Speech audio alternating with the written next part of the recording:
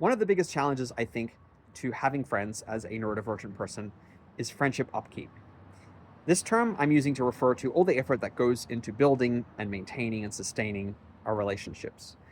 We might make friends, there might be an initial honeymoon period in which we grant each other grace, we're excited, we're hyper communicative, and then we settle into the comfort zone where we're like, I guess I don't need to sustain that. I know, speaking as a neurodivergent person, that I put a lot of masking, camouflaging, and compensating efforts into my relationships initially because I'm trying to get over that threshold of them potentially misunderstanding me, misreading me, and I want them to like me. I want them to also connect with me.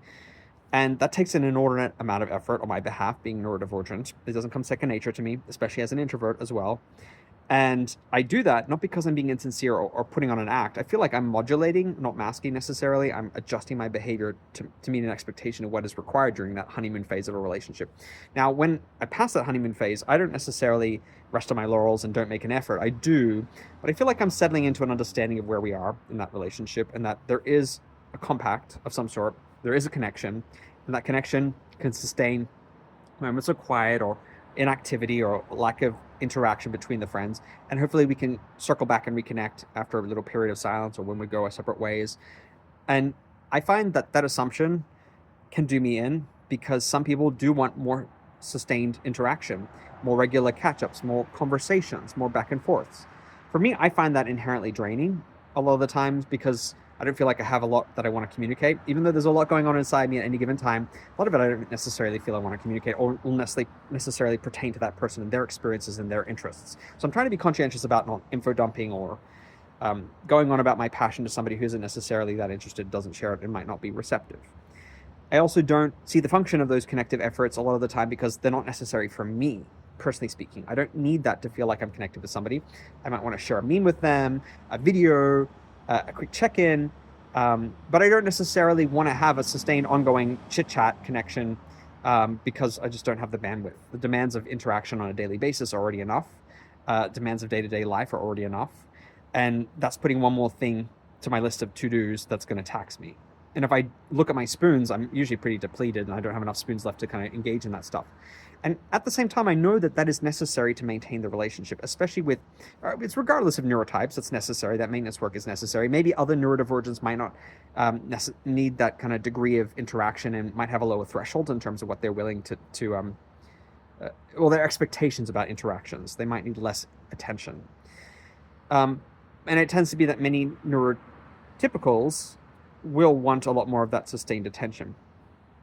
And that's where the rubber meets the road, where feelings can get hurt, misunderstandings can happen, and frustrations occur.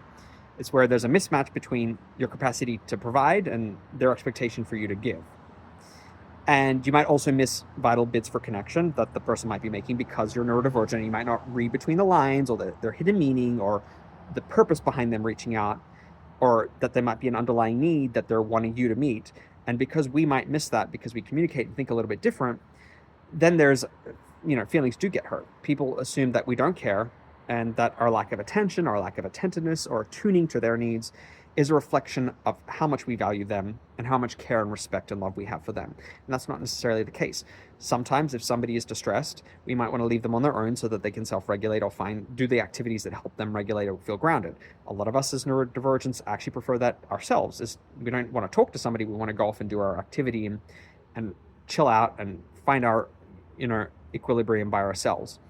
And so there's different expectations around what might be needed in times of stress or need, because we ourselves have different expectations for ourselves and from other people.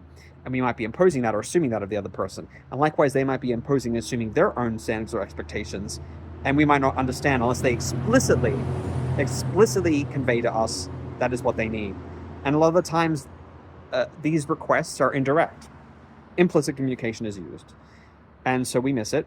And that person feels like we're being intentionally difficult, callous, disinterested, and there isn't any inquiry on their behalf as to why we might have missed what they were throwing, what they were pitching. And it feels like because it's common sense, quote unquote common sense to the neurotypical, that we should do or say or respond in a certain way. When we don't, it's like, well, I shouldn't have to explain that to you. You should know this. And we ourselves can also be just as guilty of that, because we can also have our own rigidity our own black and white thinking around how we think friendships should be. We can also have mechanical expectations. So we're not necessarily immune to that. I know personally speaking, I can be very mechanical. If I showed up for you and showed you empathy in your time of need, I expect you to do the same. And if you don't do the same, then I'm done. I don't want to talk to you. And I've since learned that actually some crucial conversations need to be had. I can be assertive in my communication approach and say, hey, I needed this, this, and this. I'm feeling this and this and this. And if having made that attempt and made my request explicit, they don't respond still and they're not being attending to my request or tuning to my needs, I feel it's kind of fair game to have a vital conversation or just be like, I'm going to like disengage from that friendship and create some distance. I've learned navigating neurotypical spaces that actually I often have to be the person who has those crucial conversations, that I can't wait for the neurotypical to initiate it. I have to catch things, be vigilant, sometimes hypervigilant, notice something that's going down, something that might have happened in the interaction where it seems like things are going south, and be like, hey, I just caught this, notice this, what's going on for you, what are you feeling, what's going on between us. Talk about not necessarily us as individuals, but us in the relationships. What's happening right now in the relationship in the room right now? Let's talk about that. Let's try to resolve it. Let's see what the underlying assumptions are, feelings, needs, and let's make it all explicit. And unfortunately, that burden does fall disproportionately to us because it's assumed that we're going to conform to neurotypicals' expectations with communication styles. And it's a lot of labor to have to do. And I found, almost contrarily, where I'm being positioned as being the person who's socially incompetent in many interactions with neurotypicals, I end up becoming hyper emotionally mature and attuned as a survival mechanism navigating these spaces, because it's required of me to be able to live in both worlds, my neurodivergent identity and also the neurotypical social environment. Have you struggled with this, having to have a foot in both worlds and be hyper attuned and hyper vigilant and more emotionally intelligent than many of your interactional counterparts in order to make sure those misunderstandings, miscommunications don't happen, or if they do happen, you can address them quickly before they spiral into major disagreements or the end of relationships? And what is it like for you having to do all this kind of relationship upkeep that's expected of many relationships, particularly neurotypical relationships? I would love to hear all about your experiences.